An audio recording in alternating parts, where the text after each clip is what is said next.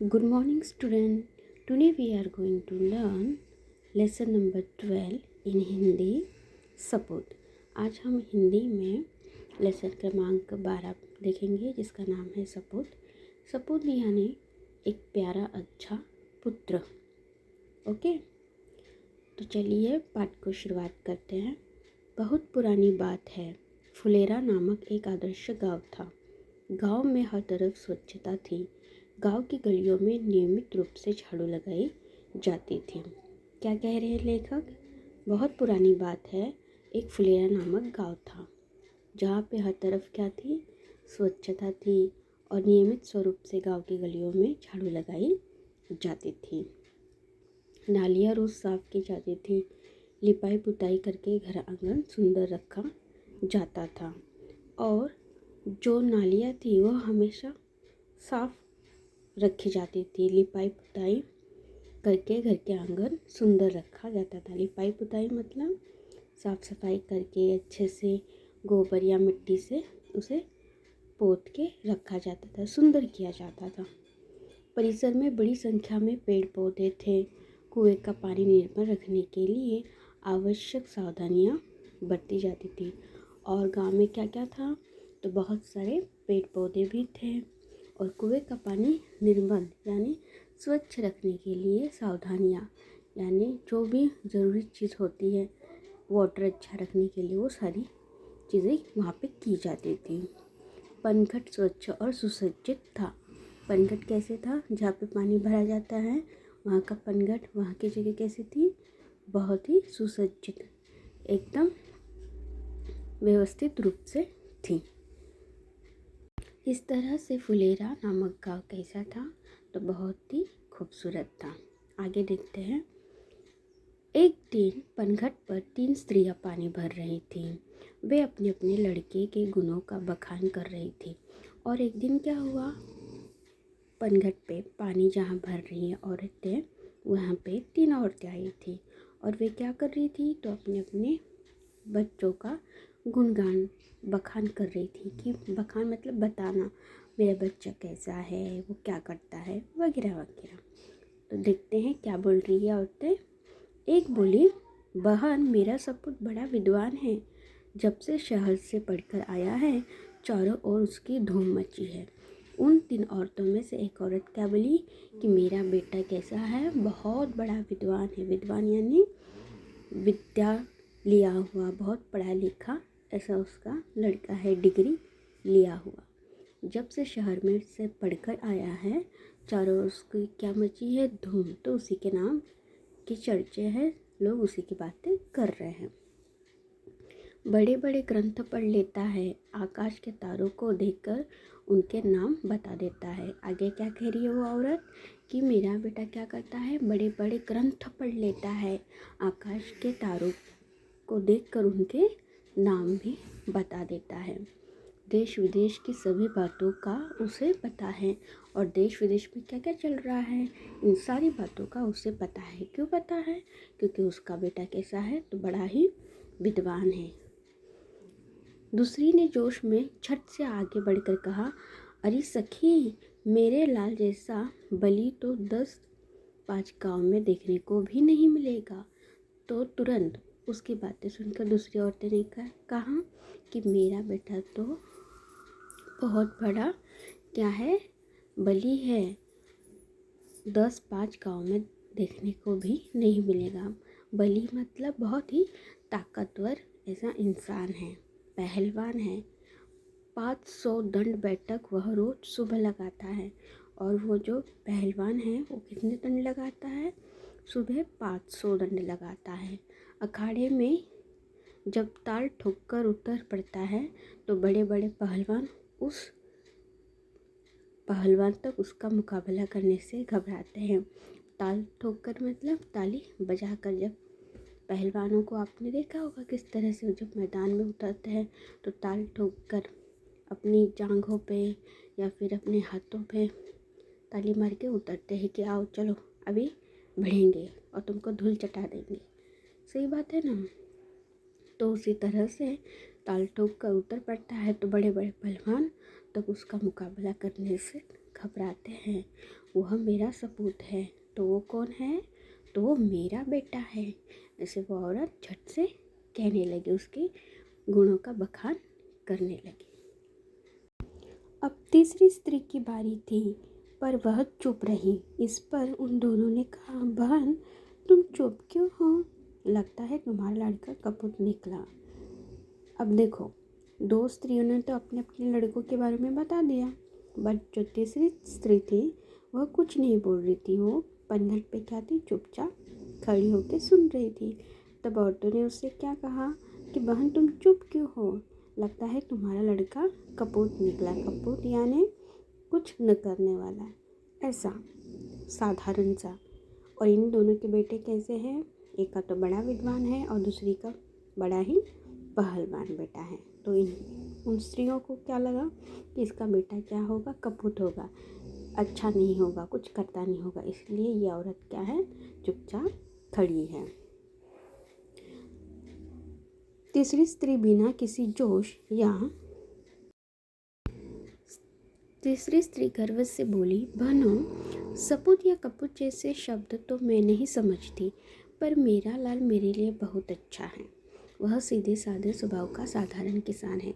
तो उन औरतों से बातें करते समय जब औरतों ने कहा कि तुम्हारा बेटा क्या कपूत है जो चुप हो, तब उस औरत ने क्या जवाब दिया, सपूत या कपूत जैसे शब्द तो मैं नहीं समझती, लेकिन मेरा लाल मेरे लिए बहुत अच्छा है। वह सीधे साधे स्वभाव का क्या है, एक साधारण सा किसान है। दिन भर खेत में जुटा रहता है, शाम को घर का काम करता है। आज बहुत कहने सुनने पर वह मेला देखने गया है। आगे क्या कहती है औरत, तो वह दिन भर कहाँ काम करता है, जुटा रहता है, मतलब काम करता रहता है खेती बाड़ी का। तो खेतों में शाम को वो घर का भी काम करता है। आज बहुत कहने सहने पर वह मेला देखने गया है, यानी उसके माँ के बहुत ज़्यादा कहने के बाद ही वह कहाँ गया है, तो मेला देखने के लिए गया है। अदरवाइज़ वो क्या करता रहता है, हमेशा खेतों में ही काम करता रहता है, जुटा रहता है, मेहनत करता रहता है। ओके, इसलिए मुझे पानी भरने आना पड़ा और इसलिए मैं आज कहाँ पे आई हूँ, पनघट पे पानी भरने के लिए आई हूँ। इस तरह से उस तीसरी औरत ने बाकी दो औरतों को जवाब दिया है। आगे देखते हैं। तीनों स्त्रियां अपने अपने सिर पर घड़ा रखकर चल पड़ी। इस बातचीत के बाद तीनों स्त्रियों ने क्या किया है, तो अपने अपने सिर पे पानी का घड़ा रखा भरा हुआ और वो अपने अपने रास्ते चल पड़ी। अभी वे 2-4 कदम ही चली थी कि पहली स्त्री का पुत्र आता हुआ दिखाई पड़ा। पास आते ही उसने अपनी माँ से कहा, व्याख्यान देने जा रहा हूँ। अभी कुछ ही कदम चल रही थी, तभी एक पहली स्त्री का बेटा आया और उसने क्या कहा माँ से, तो मैं व्याख्यान देने जा रहा हूँ, ओके, भोजन वही करूँगा। यह कहकर वह तेजी से चला गया। और मैं भोजन भी कहाँ करूँगा, जहाँ पे मैं व्याख्यान देने जा रहा हूँ वहीं पर मैं भोजन करूँगा। और वह चला गया।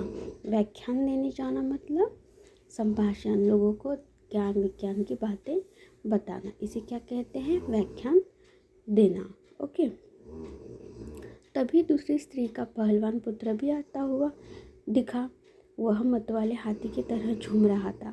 और तभी दूसरी स्त्री का बेटा भी आते हुए दिखाई दिया और वह मतवाले हाथी पता है ना, मस्त रहते हैं अपनी धुन में, ठुमक ठुमक चलते रहते हैं। तो उसी तरह से वो पहलवान बेटा दूसरी स्त्री का भी आते हुए दिखाई पड़ा और उसने अपनी माँ से कहा, माँ आज दंगल में मैंने एक नामी पहलवान को पूरी तरह पछाड़ा। पानी लेकर जल्द घर पहुँचना, मुझे जोरों की भूख लगी है। यह कहकर वह घर की ओर बढ़ गया। अब दूसरी स्त्री का भी बेटा दिखाई पड़ा, लेकिन वो कैसे आ रहा था, मतवाले हाथी की तरह झूमता हुआ आ रहा था और अपनी माँ से क्या कहा कि आज मैं दंगल में मैंने एक पहलवान को पूरी तरह पछाड़ दिया। पछाड़ देना मतलब धूल चटाना, हरा देना। वो विनर बन के आया था। ओके, पानी लेकर जल्दी घर की और पहुंचना, मुझे जोरों की भूख लगी। और उसने अपनी माँ से क्या कहा कि पानी लेके जल्दी घर की ओर आ जाओ, मुझे बहुत ज़ोरों से भूख लगी है, ने क्या किया था, दंगल में यानी कुश्ती के मैदान में एक नामी पहलवान को पछाड़ दिया था, पूरी तरह से हरा दिया था। ओके, आगे देखते हैं। अंत में तीसरी स्त्री का पुत्र भी आ पहुंचा। अभी दोनों स्त्रियों के पुत्र तो दिखाई पड़े रास्ते में। पहला विद्वान बेटा व्याख्यान देने चला पहुंचा और दूसरी स्त्री का बेटा पहलवान दंगल से आया था, वो घर की ओर निकल गया। अब तीसरी का पुत्र आ रहा है, देखते हैं क्या कहता है। वह बड़ा ही सीधा साधा था। आते ही उसने अपनी माँ के सिर से घड़ा उतारकर अपने सिर पर रख लिया और बोला, माँ तुम क्यों पानी भरने चली आई? मैं तो आ ही रहा था। माँ से घड़ा लेकर वह उत्साह के साथ घर की ओर चल पड़ा। अभी देखिए, पहले बेटे ने तो बताया मैं व्याख्यान देने जा रहा हूँ, चल गया। दूसरा बदमाश हाथी की तरह आया और कहा कि जल्दी घर पहुँचो, मुझे जोरों की भूख लगी है। लेकिन जब तीसरी औरत का बेटा आया तो उसने क्या किया, आते ही सीधा अपने माँ के सिर के ऊपर से घड़ा उठाकर माँ से कहा कि तुम पानी भरने क्यों चली आई? मैं तो आ ही रहा था। और वो अपनी घर की ओर चल पड़ा बड़ी उत्साह के साथ। लेकिन पहले दो लड़कों ने ऐसा किया क्या? माँ को पूछा क्या कि माँ यहाँ पानी भरने क्यों आई हो? उससे घड़े लिए क्या? नहीं। लेकिन तीसरी माँ के बेटे ने ये बहुत ही खूबसूरत चीज़ की है, अपनी माँ का भार जो है, हार्डवर्क, वो उसने कम किया है और उसने अपनी माँ को कुछ भी बोला तक नहीं है। यह देखकर अन्य दोनों स्त्रियों का सिर संकोच से झुक गया। उन्हें बोध हो गया था कि कर्तव्य और सेवा के बिना ज्ञान एवं बल अधूरे हैं। अभी ये देख कर के तीसरे लड़के ने आते ही अपनी माँ के सिर से घड़ा उठा लिया। वो बड़ी ही संकोच से, उनका सर क्या हो गया, झुक गया एक दूसरे की ओर देख के कि अरे इसका बेटा तो आते ही अपनी माँ के सिर से घड़ा ले गया और हमारे बेटों ने तो हमको पूछा तक नहीं कि माँ तुम यहाँ क्या कर रही हो, घड़ा लूँ क्या, तुम्हें घर तक पहुँचाऊँ क्या। ऐसे उनसे कुछ बातचीत तक नहीं की। तभी उन दोनों औरतों को समझ में आया कि कर्तव्य और सेवा के बिना ज्ञान एवं बल अधूरे हैं। अगर आप अपना कर्तव्य नहीं करोगे, अपने माँ बाप के प्रति जो आपका काम होता है वो नहीं करोगे, उनकी सेवा नहीं करोगे, तो आपके पास कितना भी ज्ञान हो, आप कितने भी विद्वान हो, बलशाली हो, उसका कोई भी मतलब नहीं रहता है। आपको सबसे पहले क्या करना है, तो अपने कर्तव्य का पालन करना है, अपने माँ बाप की सेवा करना है। यही लेसन हमें बता रहा है।